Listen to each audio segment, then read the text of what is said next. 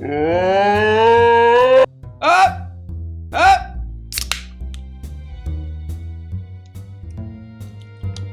watermelon. Tactical glasses formation. Alright guys, so on today's episode we're going to be giving Joe Rogan a little bit of a hard time. I don't think Joe Rogan's necessarily a bad guy. I think he's kind of believes anything that he sees on TV or hears. You know, I feel like you could just tell Joe Rogan, "Hey Joe Rogan, I invented the keyboard." And he'd be like, "Oh, wow, let's go do karate." We're going to be telling him, "Take a doo-doo toilets." But I think it's you definitely can only train so many people in a year, and it's also taking a long time for people to come to grips with the only solution is like you have to be able to protect yourself. What? Yeah. Well, I mean, that's the responsive reactive side of it. huh? Which is really important. You know, we have to make our schools hard targets. We have to get individuals to be responsible and be able to protect themselves. Like our basic entry course for teachers and for everyone is called Protector. It's Protector 1 course. And we shoot, we fight. Yeah. How to keep blood in the body. Toilets. Tourniquets. This is one of the dumber episodes of an already kind of garbage dump of misinformation program. Sorry, Joe.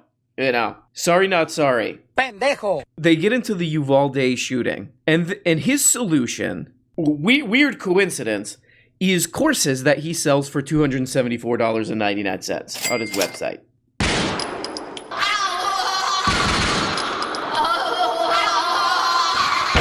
Oh my god. Oh, jeez, Yoko. I mean, what makes this even stupider is that they tried this in Uvalde. It's Texas. I mean, look, I think it's fine to go if you have an extra 300 bones and you want to do this. I don't have any, but you want to run around and shoot targets and stuff. That's totally fine. It's summer camp. It's summer camp for like bored suburban dads who are like, I saw a strong guy in a movie and I want to be like him. We have to do all these things with our schools. right. You know, I've been writing nonstop since This kind of stuff. These last shootings have been happening, you know, and like the 4 Ds about how to make a school a hard target. What are the 4 Ds? Yeah, 4 Ds. What a pervert. you have detection, denial entry, you have deterrence, and then you actually have defend. So of those things, identifying what... Yep, problem solved. Hey, remember the 4 Ds, okay? Oh, we're going to have to add a new D, which is dead. Sorry, guys, sorry. Sorry, that's not funny. This guy really has to know what he's saying is insane. Like, him and Joe both have to know what they're saying is stupid. Right? These are grade school teachers, and you're going to teach them to be the Expendables? Hey, barrel roll. They're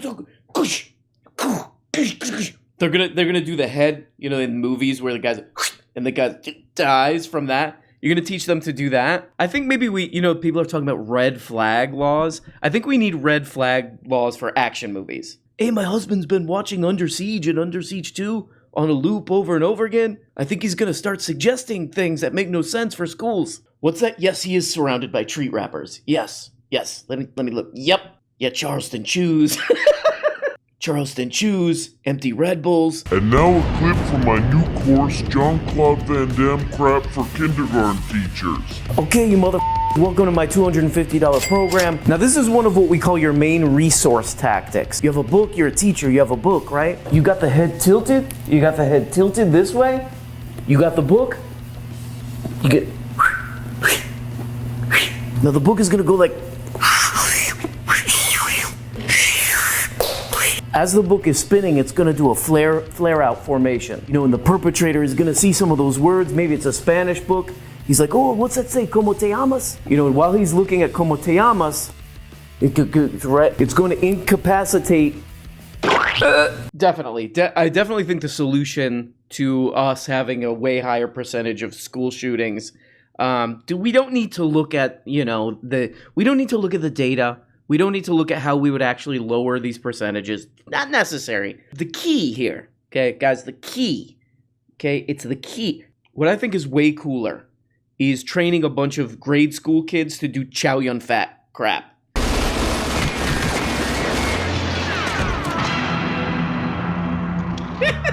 those kind of I want to make this clear too. Those kind of ideas come from reality. A little thing called reality, not movies. One of the sheep dip classes you can take is called situational awareness. Situational awareness, which I hope is like, somebody comes in to kill you. You're like, hey, I'm aware of what you're doing, you piece of shit. I get it. You're killing me, but I'm aware. I'm aware, though, so dead. And funny ending to that story, that guy got into heaven because he was aware that he was about to get shot and be killed, so he could quick, yes, I accept you. The defend is obviously the last course of action where teachers or law enforcement are going to be protecting their kids. There's lots of different solutions to that. They have cameras that can have pepper balls in them, lasers that can blind people, but ultimately it's the individual that has to be trained. Now I'm kind of listening. You start your first day as a kindergarten teacher, and Q comes up to you and he's like, Mr. Bond, this looks like an ordinary key. I know you'll be spending most of your time telling kids not to eat their own boogers, but when you use this key, you pull it and it explodes. You'll notice these cameras. They look like normal cameras, but they shoot beanbags out and that explode. I'm not crazy. Hell yeah, bro. This is like, you gotta drink some serious Black Rifle coffee to get those neurons up in here. Every teacher gets an Aston Martin that the machine guns come out. Hey, I tell kindergartners not to eat things off the floor all day. Speaking of 90s action movies, I think I know the exact guy we could talk to get some of this stuff to protect these schools. Okay, what do you think this is? It looks like a keychain, but it's so much more. This is called a stunner. It is designed by an ex-Navy SEAL, okay, very serious individual. I never see him smile. Also, I never see him in a pair of pants that fit. All right, I'm aware that there's a lot of younger viewers maybe who watch this. That's from a movie from the caveman era. That's a movie from the hunter-gatherer period called Beverly Hills Cop. It's about a guy who does this. And frankly, a little bit of this. Oh, actually, that gives me an idea. These people come in, they're like, they want to shoot a school. We put banana in their tailpipe. Dip, dip, dip, dip, dip, dip, yeah, yeah.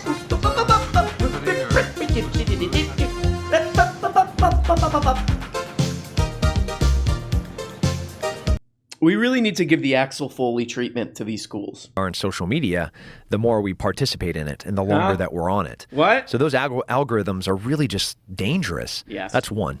Hollywood, where I love Matthew McConaughey and I love his position and I love him as an actor and I love what he had to say and I love that he wants to protect schools and children. Sure. But like, how many movies has he been in where he had people on their knees and he executed them in the face? You can't be on this moral high ground and then be a hypocrite. Yeah, this guy's doing some situational awareness right now where he's trying to stay cool. He's trying to seem relaxed, but he's inside fuming about Matthew McConaughey saying, hey man,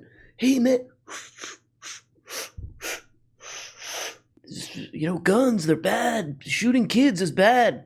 These regulations are not a step back. They're a step forward for a civil society and the Second Amendment. So this guy's giving off, he's like, whatever. This guy's giving off a laid back vibe, but he's really like, he's so pissed off that he has to do the bonehead comparison of, this guy wants maybe for, you have to wait till you're like 6 years old to buy a gun. That pisses this guy off so bad that he has to do the like, well, he shoots people in movies. He shoots all those people in movies, that hypocrite. Those are documentaries. Those are documentaries shot in real time, man. And he killed all those people. So yeah, these seem like pretty good approaches, I think, to dealing with these problems, dealing with us having these high percentages of massacres and all this stuff. These are good ideas. John Woo the teachers. We need to John Woo those teachers up, and we also need to ban movies, I guess. Just bonkers. Imagine how crazy you have to be to talk to a grown man and tell him to not call your wife. That there is a correct way to announce her. It's partner. I didn't know what to think do. it's partner. So you should do that too, Tim. Yeah, I know. Yeah. That's Calm that's down, young Joe. people today. They're out of their fucking mind. That's the young people today. They're out of their fucking mind. That's what I'm worried about. These poor fucks that are stuck in the fog of woke, that are just trapped in these universities. And Did you write that down, Joe? Fog of woke, bro. The fog of... and they get out and they exist in these weird bubbles like LA or New York in particular. Oh, boy. And dangerous. They're just nuts. They think that that's This is such a great example of Joe, of why Joe's so funny, such a funny character. Is because, yeah, this guy tells a story about which, okay, we'll believe the story. You know, people are woke everywhere. Like, none of this stuff has ever happened to me. I live a fairly normal life. I interact with people, and I've never had somebody say, you got my pronouns wrong. But, so this guy tells a story. He was at a coffee place. He was at Black Rifle Coffee getting his gun coffee. Why don't they call that coffee like gun oil or something? Or like gun lubricant? No. Yeah, I'll have a large espresso, and then they correct you. No, it's lubricant. You mean a Vente lubricant. I totally forgot what I was talking about. Oh, yeah. He tells a story about how he went to get coffee and some decrepit SJW was like, don't call your wife, call her your partner. Okay, I believe it. That's stupid. That's stupid. If that really did happen, that barista or whatever, calm down. Calm down. You're doing this. And you're bound to do this. But equally, and then Joe Rogan's like, yeah, because these people live in a bubble. Right, but the problem is, Joe Rogan is looking at them in their bubble right through his bubble. Like, it's too... I mean, that's the only way you come up with things like, let's John Wick out the kids to prevent school shootings. Let's have an English teacher in kindergarten learn to do barrel rolls and judo chops. That's the answer. But the other bubble that pisses me off even more about Joe Rogan is Joe Rogan has this massive audience. He moves to a town that already has a very active comedy scene. Austin, Texas, right? People who, very hardworking comedians and all that. Has got like 0 of them on his show. Has got 0 of them on his show. Instead, he gets all these like people that he found out about from like a banner ad on Breitbart or something. Hey, get some of these local comedians on there, you whack job, you nut. Huh? They are very good at violence. I mean, Jordan Peterson, himself said a good man isn't a useless man. A good man is one that is capable and strong and powerful. Right. Could you hear him saying that through the crying, through the tears? Because that's usually the problem I have with Jordy. So it's like, but buddy, I can't understand what you're saying because, but that's cool. That's cool that you got through. That's nice. He's usually doing this. So skip forward ahead a little bit here, and things start to get a little bit weird. That was too perfect. 5 days? I felt sick for like 4 hours. I hadn't slept in 2 days. I was working on the border. That's how it always is, right? Yeah. And I was working, and then I came back, and I was like, is it because the border has like this moon dust all along the Del Rio River? Okay. And so I was like, is this just because I was outside, running and chasing people? So. Okay. Yeah, I couldn't find exactly what this guy was talking about on his social media. I thought he would have him with selfies at the border. He was running, or Joe Rogan doesn't follow up. Joe Rogan, master interviewer. He didn't think to say, hey, that part about you chasing people around the border, can you, Joe, hey, what you were saying about the border, you were chasing people. Can we go into a little bit of... So, but I did see on this social media, this guy's very concerned about those people coming into invading invading our countries. A lot of that stuff on social media. So, and he mentioned some other stuff in here that's, He mentioned some people who kind of, let's just say they have they're preoccupied with skull sizes and, hey, buddy. Joe Rogan doesn't have that, like, intellectual defense mechanism of like, oh, whoa, wait a second. What are you talking about now?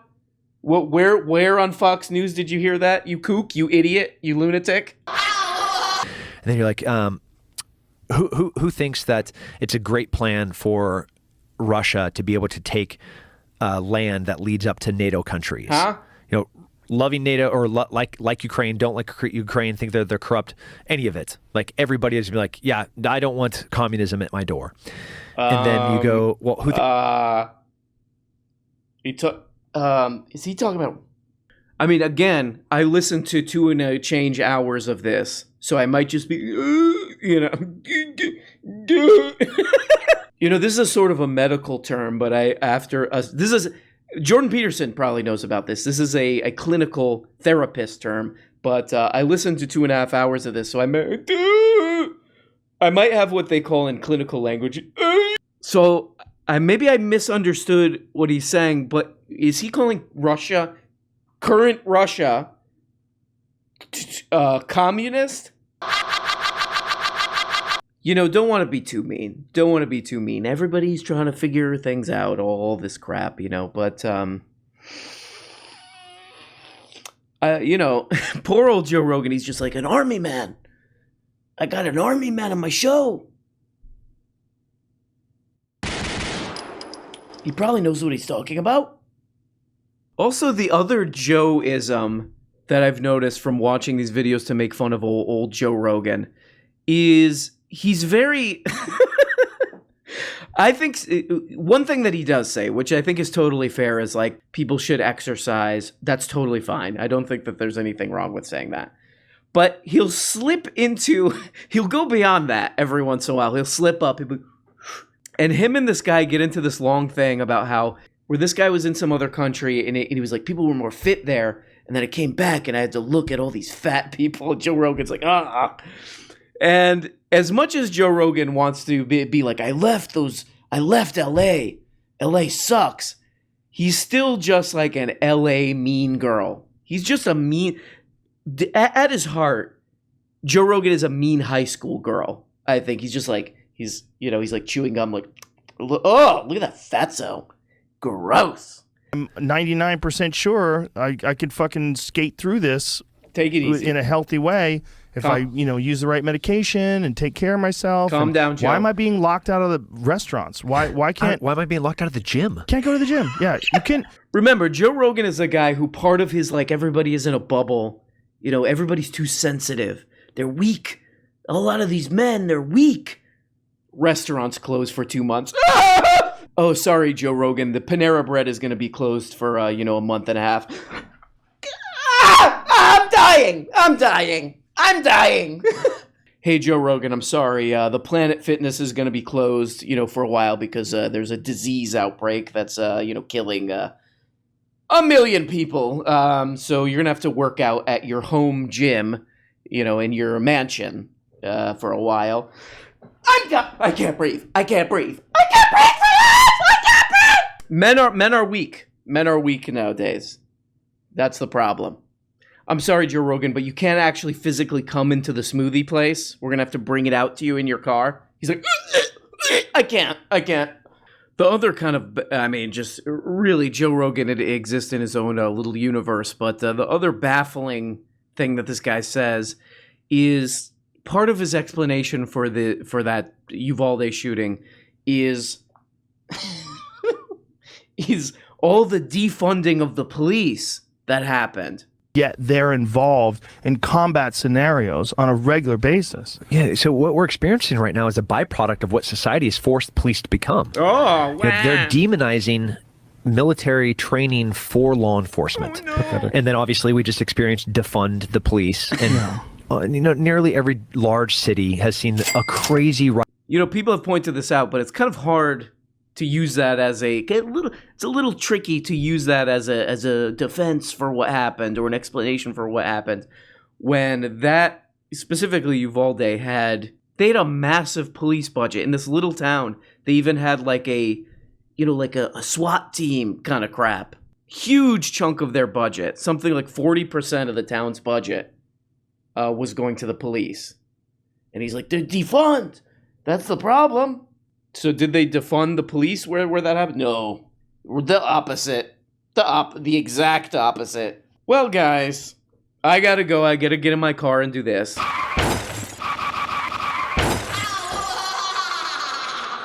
Thank you for watching. Arun Brown.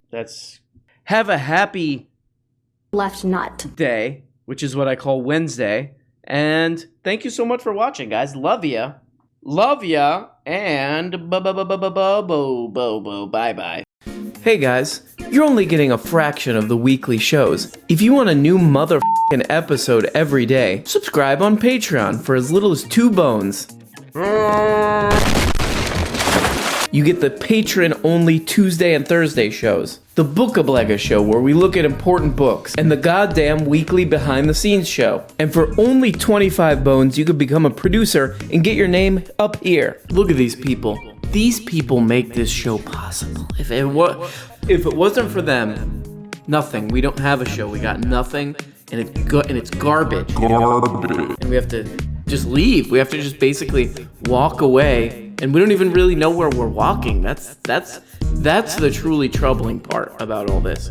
But please, become a patron today for as little as 2 bones, or 5 bones is another level, or 10, or you go the full 25 and you get up here. Big special thanks to these people. Love you guys. Love you guys so much.